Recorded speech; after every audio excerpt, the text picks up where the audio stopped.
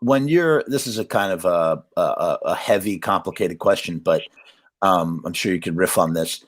Where for you, and again, we probably spoke about this years ago, where for you how does songwriting begin? Is it always the same? Does it start with a melody? Does it start with music? Does it start with lyrical content? And hold on, that's like a triple compound question here. And also, are you the type of songwriter? Would you say you're the type of songwriter that really tries? There's some songwriters, and this kind of annoys me a little bit personally. There's some songwriters. I guess Fat Mike does it well.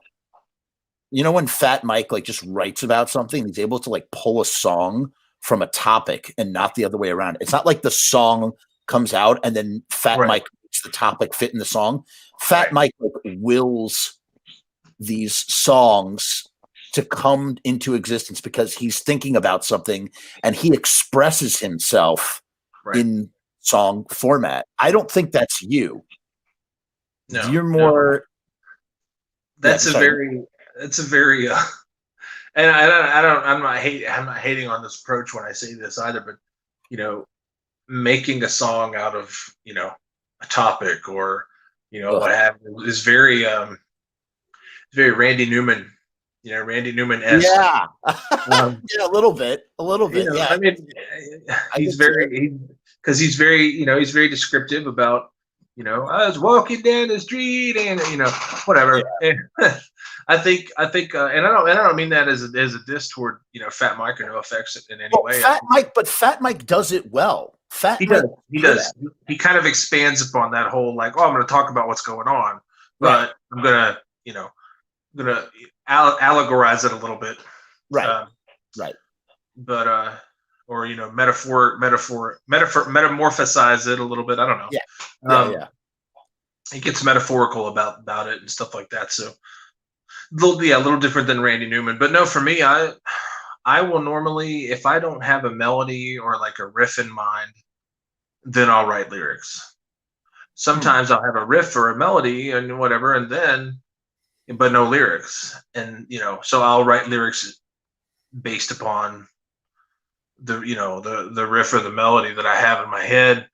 And a lot of times, dude, I can't tell you how many times I've woken up at like 2 or 3 in the morning, you know, and gone, holy crap, that's great. I need to go, like, you know, I need to write this down or document it somehow so I don't forget it when I wake up. Right. You know? But yeah, a lot of times for me, man, it's especially now, I write music first and then I write lyrics, because I find that as I get older, lyrics don't come to me as easily anymore, and I think it's because, you know, it's not a matter of well, I've said all I've had to say or anything like that. It's just as you get older, your experiences change. Your, you know, how you speak changes, which affects, you know, how you write lyrics, and how you think changes, and how you feel changes about things. So for me now, it's more of a I work on a song structure most of the time, and then I'll go, okay, what kind of vocal melody can go here? What kind of lyrics are going to work here? You know, for me, a lot of times it's the vibe of the song, like whether if it's heavy or, you know, like as far as like musically heavy, not emotionally, but if it's a heavier song, then those songs tend to be a little more simple lyrically, not as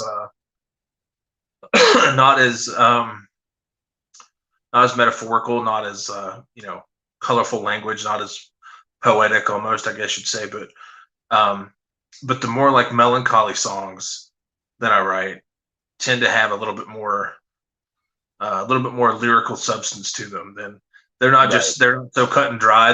It's very simple language. You know, don't get me wrong. I don't write like William Shakespeare, or, you know, or Shakespeare or Chaucer or anything like that with my lyrics.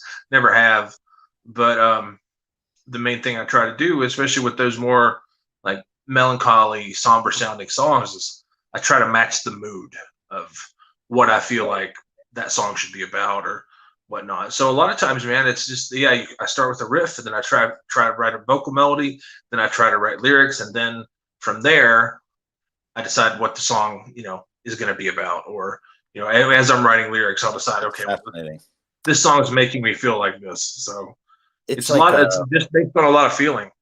it's yeah. I was about to say the way you say feeling. I was going to say organic. It's a very organic process, and what's interesting. And here's my theory, especially around your particular songwriting method. And I was going to say that's why I went there with the Fat Mike stuff, because I was like, I don't think this is that's how he goes about it. I do know guys like that. And like I said, I think it's a really forced way of writing a song. Now, mind you, for anybody watches this, I am not a musician. I cannot write any fucking songs. So fuck me, right? Because like I can't even carry a tune.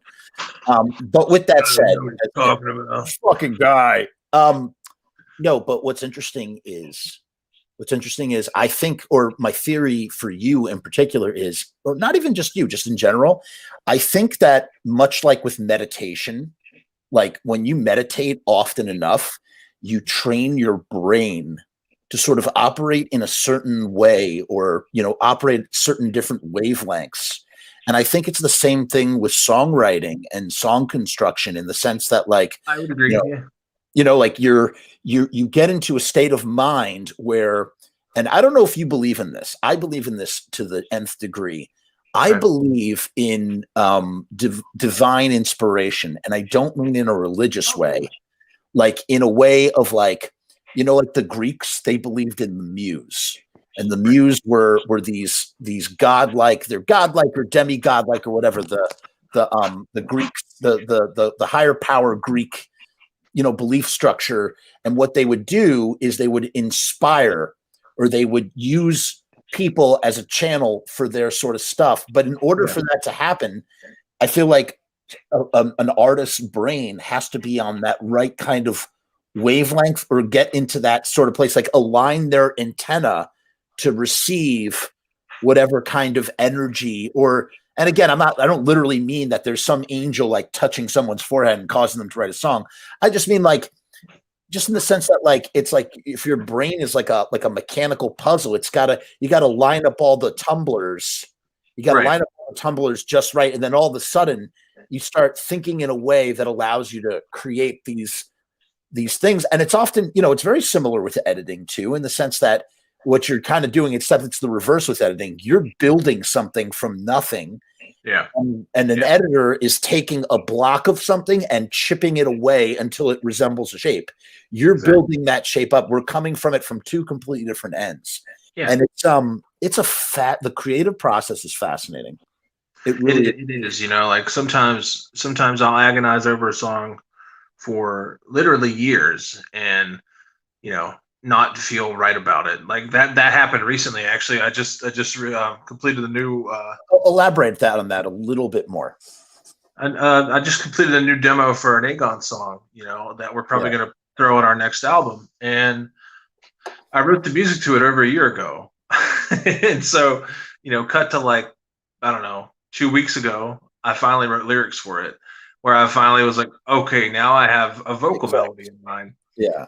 And so yeah, and like you said, I think it's just, it's bolts of lightning like that just hit you, and you go, okay, now I get it. Now I can finish this, or now I can complete the process, or what have you. So it's definitely, it's absolutely, like you said, maybe not a religious experience, or like, religious related, but it's definitely, it could be.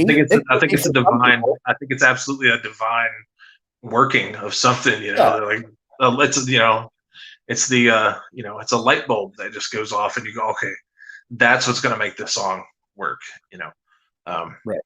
Right. Yeah, I'm very fortunate to have those light bulbs, because I guess the few of them that I've had, people really seem to dig. So that's pretty cool. Now let me ask you this. Now, what happens, and this is an interesting thing that happens to songwriters all the time. I don't know if this is a problem for you per se, or Steve, or being in Blitzkid versus AGON, yada yada yada. What happens is you're in a band, you're in the band that brings you notoriety or whatever. Band breaks up or goes on hiatus or goes away for some many years, and now you're trying to, I'm not talking about Blitzkid in general. I can think of a ton of bands like this where it's like now you're trying to get back to that place you were at where you were writing like that in the first place. I think, my favorite uncle who's not related to me, Glenn Danzig, is a prime example of this where, I don't think, people speculate all the time. Nerds are like, oh, I hope there's a new, do a new Misfits album. It's going to be really great. And I'm like, I don't think they can. I don't think it's possible because I think Glenn Danzig the only way it would work is if Glenn Danzig uses songs from 1979, unused songs. It's the only way he's going to be able to write a Misfits record because otherwise it's just going to come out sounding like Danzig. And so my question to you is, is it within your ability that you can you find that place again if you were to write music for a new Blitzkid record? Yeah, I know I answered that kind of quickly, but the one thing that I've discovered, over the last 2 or 3 years, as it were, 3-4 years now, is that I kind of just wanted to spend some time away from the whole genre of horror punk, horror rock, whatever, as a whole, because right, I was just so burnt on it, man. Didn't hate it, I remember. Didn't hate it, but was just done, dude, and like done for the time being, and I just didn't want to be immersed in that anymore. And now that now that Blitzkid's back and I'm kind of re-immersing myself in that, I do think that it's going to be more difficult, to write songs for Blitzkid, for like say a Blitzkid album now versus back when we're in the thick of it, when we're creative, when we're touring, when we're looking at each other 24/7, and the inspiration is there, and we have this purpose. It's us against the world kind of thing. And now we're older guys, and we're just kind of like we're settling down, and there's a comfort level in our lives now. We're both very happy where we're at, but I think at the same time, like I'm still that 24-year-old dude, back in the day that was ready to like try to take over the world with Blitzkid and stuff like that. And that's the other thing too that I think has changed is it went from taking over the world to being, well, we've affected people, and that's way cooler than taking over the world, right. And, right. So it's just one of those things for me now where I'm like, and I've thought about that too. It's a good question. I've thought about like, well, can I go back there, kind of thing. Like, can I harness that same energy? And and I'm not trying to like downplay what we or any other horror rock band does. It's just, but especially for us, like we did it for so long, I should say, and we're doing it again now, that I think they're going to be kind of that kind of worn but yet still comfortable pair of shoes that you put on. Right. You know what I mean? The kind of shoes that are like, man, I know I should get rid of these, but God, they just feel so good. You know what I mean? They're still so comfortable. So I think that's kind of where I'm at with it. Is I don't excuse me. And a big thing that I do, or I try not to do actually, is I don't try to like plan songwriting. Most of the time, I guarantee you, if we were to start writing a new record tomorrow, we just said, okay, we're gonna start writing a new record. Steve would probably have a few songs stockpiled already, that he hasn't used for anything. Me, I would have to just kind of like, I would kind of have to like sit down and, kind of get in that mode, and, would it be, but I wouldn't force it at the same time. Like, if it was say, okay, we set a deadline. We say, okay, we're gonna record in 6 months. We need to have 13 songs ready in 6 months. In that 6 months, I may write 6 or 7 songs, but they're not going to come like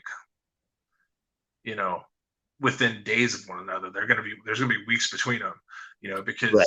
if not months, because I don't try to force it. The minute you try to force songwriting is the minute you write something, unless it's a thing of where, it's a deadline. Like I've noticed that I work okay under like, deadline pressure nowadays. Not so much back then, but now, like, I'm like, okay, I need to write something for this.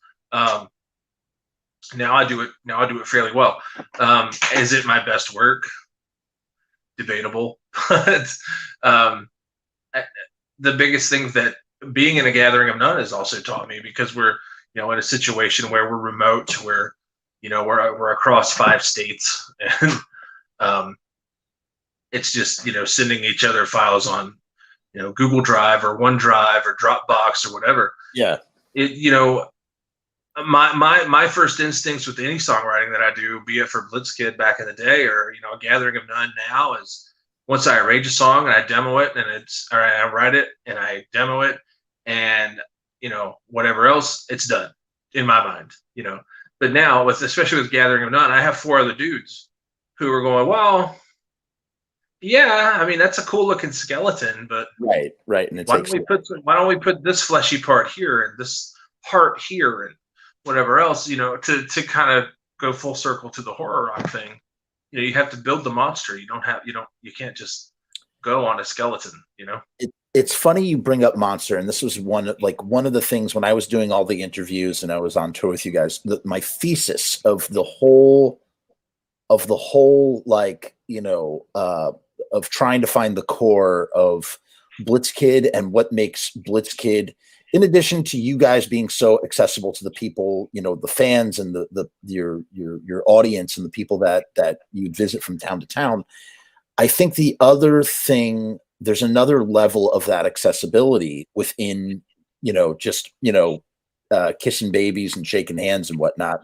Right. And it is this concept of beauty and the beast.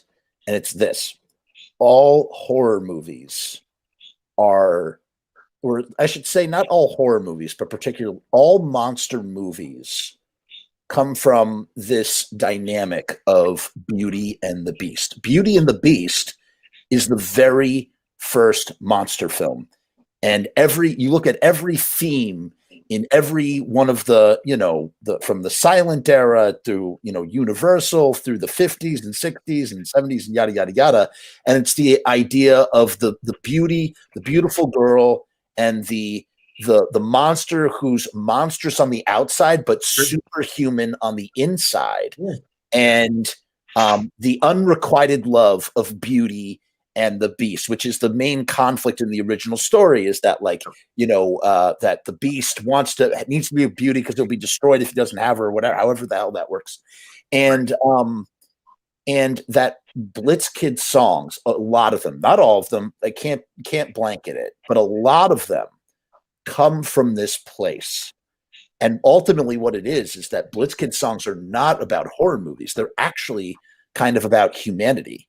Yeah. And they're about human feelings wrapped up in monstrous appearances. Yeah. And so in that way, that's why I do feel very confident that if you were to write Blitzkid songs today, because I think you still write that way, right? So it's just like, you would, it's not as, it's not as centric as, like, Blitzkid lyrics are, and not that, even the last couple of records that we did, those weren't very, boo, spooky horror, wretched lyrics either. Those were very, like you said, dealing with a lot of human emotions and stuff like that. Just kind of, metaphorical the awakening, scenery and stuff like that. Yep. But I feel like both of us do that so well that it's not going to be, if we do decide, hey, we're going to do a new record or whatnot, I think it's going to be a situation of where we kind of already have our MO, and it's what we do in our other projects as well. It's just we kind of have to go back to the Blitzkid headspace instead of the Rubbing Midnight headspace or the Gathering of None headspace. And yeah, man, I think it'll be fine. 5 Stars Below is one of the saddest love songs I've ever heard. Yeah. And that's absolutely what that song is. One of my that's one of my favorite Blitzkid songs. That's a great Blitzkid track. It just but that perfectly personifies what I was just talking about, the theme of all that sort of stuff. Uh-oh.